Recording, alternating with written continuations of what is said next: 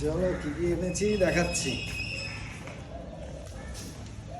ঠিক আছে আসো। আজকে গেছিলাম বালিগঞ্জে। আচ্ছা বুঝছেন?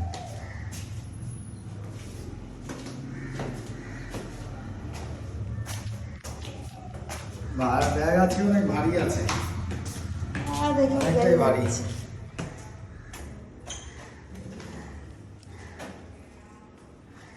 এখানেই রাখো, এখানে নাও। মাছ মাংসের বাটি নিয়ে এসছি, প্রত্যেকবার আমি বের করি। মাছ মাংসের বাটিতেও আজকে সবজি আনতে হয়েছে, জায়গা নেই। আচ্ছা, প্রত্যেকবার তো আমি বের করে, আজকে তুমি বের করো দেখি।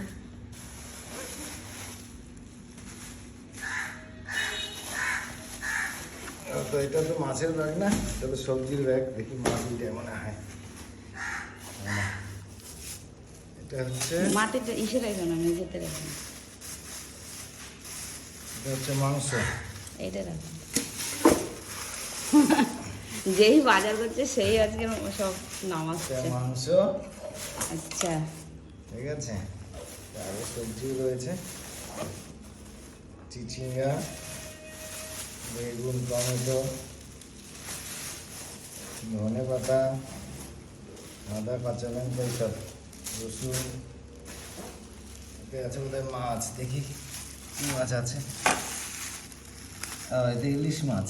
ও কেটে নিয়ে আসছে আজকে। হ্যাঁ, দেখি। কাটার ঝামেলা বাদ। ইলিশ মাছের ডিম আছে আজকে। অনেক বড় মাছটা মনে হচ্ছে। হুম, এতে কি মাছ আছে? এতে আছে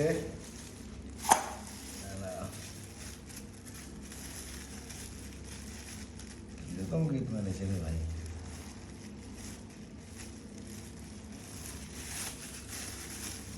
এটা রুই মাছ।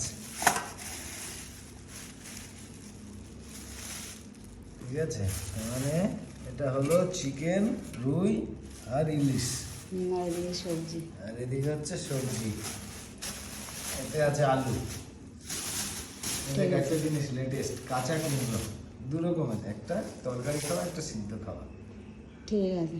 ঠিক আছে, এখানে কিন্তু সমস্ত মাছ মাংস দেখো ধুয়ে নিয়েছি, চিকেন পরিষ্কার করে ধোয়া হয়ে গেছে। এদিকে আছে কিন্তু রুই মাছটা, আর এদিকে আছে সেই ডিমওয়ালা ইলিশ মাছটা।